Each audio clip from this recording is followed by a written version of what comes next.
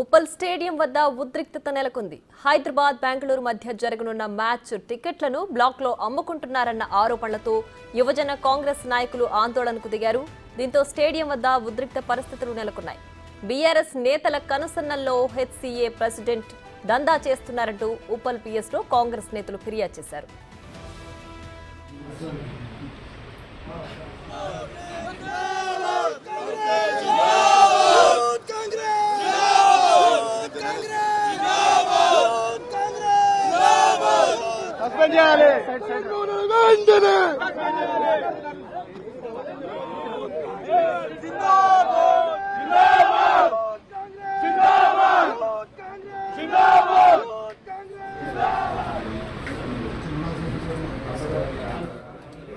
హైదరాబాద్ బెంగళూరు జట్ల మధ్య జరిగే మ్యాచ్ టికెట్లను పెద్ద ఎత్తున బ్లాక్ లో అమ్ముకుంటున్నారంటూ యూత్ కాంగ్రెస్ నేతలు ఆందోళనకు పిలుపునిచ్చారు.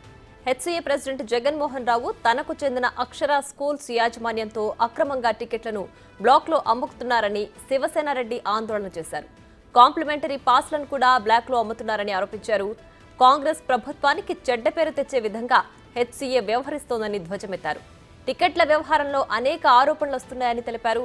హెచ్సీఏ ప్రెసిడెంట్ ఇంకా బీఆర్ఎస్ నేతల కనుసన్నల్లో నడుస్తున్నారని, హరీష్ రావు బినామీగా ఉండి బ్లాక్ లో టికెట్స్ అమ్ముకుంటున్నారని ఆరోపించారు.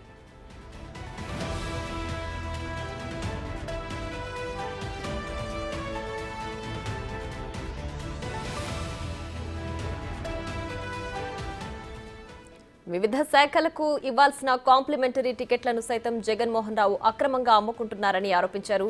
జగన్మోహన్ రావు తక్షణమే ప్రెసిడెంట్ పదవి నుంచి తప్పుకోవాలని డిమాండ్ చేశారు. చేతకాని వాడిలా ఫోన్ స్విచ్ ఆఫ్ చేసి పెట్టుకున్నారని విమర్శించారు. క్లబ్ సభ్యులకిచ్చే టికెట్లను సైతం ఎగ్గొడుతున్నారని విమర్శించారు.